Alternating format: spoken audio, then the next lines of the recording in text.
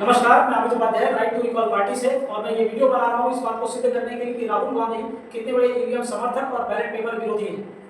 ये घटना है 2021 3 फरवरी महाराष्ट्र में, जब यहाँ पर कांग्रेस, एनसीपी और शिवसेना की सरकार हुआ करती थी और इस सरकार में जो स्पीकर थे वो थे नाना पटोले कांग्रेस के नाना पटोले ने 3 फरवरी 2021 को एज एन स्पीकर ऑफ विधानसभा उन्होंने अपनी तरफ से कानून मंत्रालय को ये डायरेक्शन दिया कि संविधान का आर्टिकल 328 का उपयोग करके राज्य सरकार अपनी तरफ से कानून बनाए जिसमें राज्य की असेंबली के वोटर, म्युनिसिपल कॉर्पोरेशन के वोटर और ग्राम पंचायत के वोटर अपना वोट ईवीएम के साथ साथ बैलेट पेपर से भी कास्ट कर सके।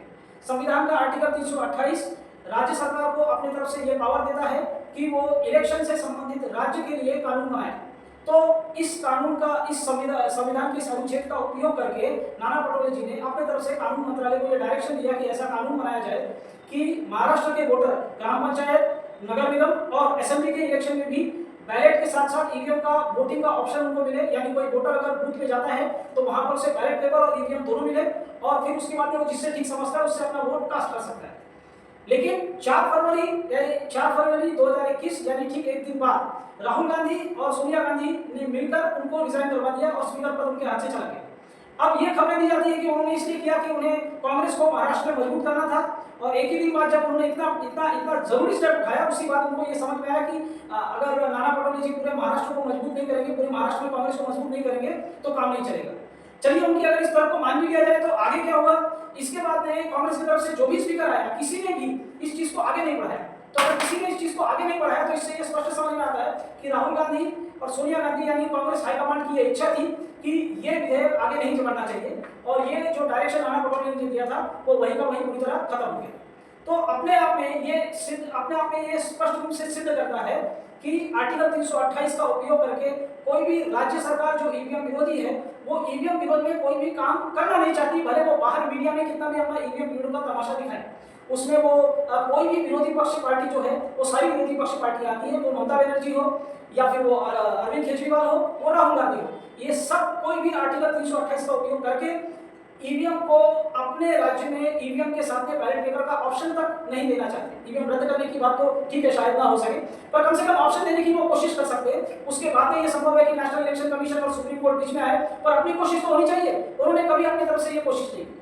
इसके बाद में अब उनका ये ड्रामा राहुल गांधी का आगे बढ़ते बढ़ते बिहार इलेक्शन से पहले वोट चोरी पर आ गया। तो उनके वोट चोरी के जितने भी उन्होंने वोटर लिस्ट में जो बातें कही हैं वो चीज होती हैं, पर जिस अलार्मिंग स्केल पर वो उसको बता रहे हैं उस चीज से बहुत भारी कोई वोटों में चोरी हो जाएगी और वो सरकार बदली हो जाएगी, ये होना संभव नहीं है। और ये हम अपने दूसरे वीडियोस में दिखाते हैं और आगे भी दिखाते रहेंगे। पर उन्होंने जो सबसे पहले आरोप लगाया था वो ये था कि अगर वोटर लिस्ट में से किसी वोटर की डिटेल निकालनी हो तो इलेक्शन कमीशन जो अपने तरफ से वोटर लिस्ट देता है वो वोटर लिस्ट में वो इमेज पीडीएफ होती है। यानी उसमें अगर आप वोटर के डिटेल्स उसमें उसका नाम इत्यादि डालकर अगर सर्च करना चाहो तो आप सर्च नहीं कर सकते। आपको कुछ किसी वोटर की डिटेल चाहिए तो पूरी वोटर लिस्ट आपको छाननी पड़ेगी। अब ऐसा होता है कि ये इमेज बेस्ड फाइल को आप ओसीआर के थ्रू, एक प्रोग्राम के थ्रू आप इसे कन्वर्ट कर सकते हैं टेक्स्ट बेस्ड फाइल में, जिसके लिए उन्होंने साफ साफ अपनी प्रेस कॉन्फ्रेंस में झूठ बोल दिया कि ऐसा नहीं होता है। जबकि मैंने अपने पिछले वीडियो में ये चीज करके दिखाई है कि बड़े आराम से आप क्या कर सकते हैं, आप इसको किसी भी इमेज बेस्ड फाइल को टेक्स्ट बेस्ड फाइल में कन्वर्ट कर सकते हैं। तो ये तो उन्होंने सबसे पहला साफ बड़ा झूठ बोल दिया। उसके बाद में अगर उन्हें ये चीज चाहिए कि election commission text based file को टेक्स्ट बेस्ड फाइल बनाए जो कि वोटर लिस्ट की फाइल हो, अगर उन्हें ये चाहिए तो उसके लिए वो आर्टिकल 328 का उपयोग करके हिमाचल प्रदेश, कर्नाटका और भी जहां पर कांग्रेस की सरकार है या विरोधी पक्ष जो भी अपने आप को ईवीएम विरोधी कहते हैं, वो क्यों नहीं वहां पर आर्टिकल 328 का उपयोग करके कानून पास करने की कोशिश करते हैं कि वहां पर जो इलेक्शन वहां की जो वोटर लिस्ट है वो कम से कम उस राज्य के स्टेट इलेक्शन कमीशन जो है अपनी तरफ से टेक्स्ट बेस्ड वोटर लिस्ट दे। पर किसी ने भी ये कोशिश ही नहीं की, कोई भी विरोधी पक्ष पार्टी का नेता ये नहीं कर रहा है।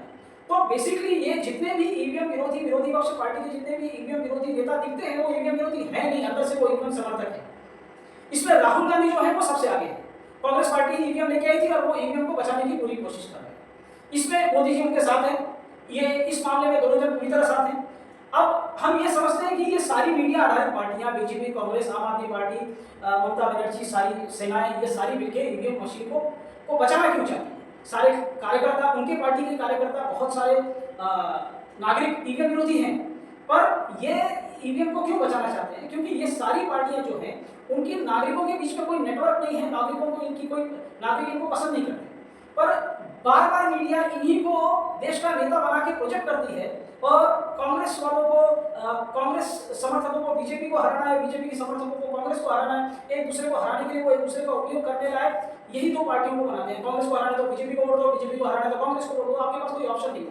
तो मीडिया क्या करती है, ये 10-12 पार्टियों को ही आपके सामने मार्केट में खड़ा करती है कि यही जीत सकती हैं, और इस वजह से ये पार्टियां, इनके पार्टी अध्यक्ष ये बाजार में टिके हुए। इनकी जो पूरी पावर है इन पार्टी अध्यक्षों की, वो सिर्फ मीडिया के लगातार कवरेज की वजह से है। वो फेसबुक का कवरेज हो, यूट्यूब का कवरेज हो, या व्हाट्सएप हो, या फिर मेन स्ट्रीम मीडिया हो, या न्यूज़पेपर, इनको लगातार कवरेज देकर वो पार्टी का अध्यक्ष और देश का नेता बना के रखे हुए। तो पहली जरूरत उनको पार्टी को टिकाने की मीडिया की है, और उसके बाद में ईवीएम की है। तो अगर ये ईवीएम का सही विरोध शुरू करेंगे, तो विदेशी जिनके हाथ में मीडिया है, जिनके हाथ में ईवीएम मशीन है, वो इनका जो है वो इनके सारे जो भ्रष्टाचार है उसको सामने लेके आएंगे। इनके जो सारे कार्यकर्ता है वो इनको छोड़ के भाग जाएंगे, इनको पार्टी अध्यक्षों को जेल जाना पड़ेगा, पार्टी जो है बंद हो जाएगी। और ऐसे में जो मीडिया है वो किसी भी पार्टी को कभी भी बंद कर सकती है, उनके पास इतनी ताकत है, उनका नेटवर्क इतना जबरदस्त है। तो ऐसे में इन पार्टी अध्यक्षों को मीडिया की जरूरत पहले है। ईवीएम की बात में कुछ वोट उनको जो है वो मीडिया बनाती है, और बाद में जो जिताने का काम है वो ईवीएम करती है। तो इनको किसी भी हालत में ईवीएम बचाना है। राहुल गांधी इसमें सबसे बड़ा काम इस समय कर रहे हैं। पूरे देश में राइट टू रिकॉल पार्टी के कार्यकर्ता जो है वो अपनी तरफ से अपनी बनाई हुई ईवीएम मशीन में लगातार देश में ये डेमो दिखा रहे हैं कि किस प्रकार इलेक्ट्रॉनिक और पेपर वोट की चोरी हो सकती है।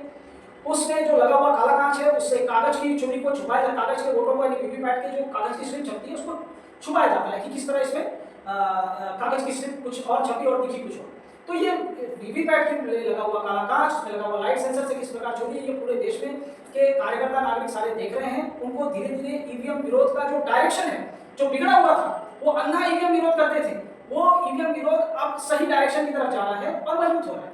ऐसे में राहुल गांधी ईवीएम से पहली बात तो मुद्दा ही हटा रहे हैं, वो जाके वोटर लिस्ट पर लेके चले जा रहे हैं, और वोटर लिस्ट में भी वो लगातार झूठ बोले चले जा रहे हैं और आर्टिकल 328 का उपयोग नहीं कर रहे हैं। तो बेसिकली ये ईवीएम विरोधी नेता जो हैं वो खुद ही ईवीएम समर्थक हैं, और नागरिकों को और कार्यकर्ताओं को ये समझना चाहिए, और आवश्यकता है कि राइट टू रिकॉल पार्टी के बनाए हुए डेमो मशीन का उपयोग ज्यादा से ज्यादा ईवीएम विरोधी लोग करें, और लोगों को ये दिखाएं कि किस प्रकार इलेक्ट्रॉनिक और पेपर वोट की चोरी हो सकती है। और राहुल गांधी के ड्रामे को, जो कि वो मोदी को जिताने के लिए कर रहे हैं, क्योंकि विदेशियों ने उनसे कहा है कि मोदी को जिताना है, तो वो उनको समर्थन करके जिताने में लगेंगे। उनके इस ड्रामे को एक्सपोज करना जरूरी है, उसी के लिए वीडियो का धन्यवाद।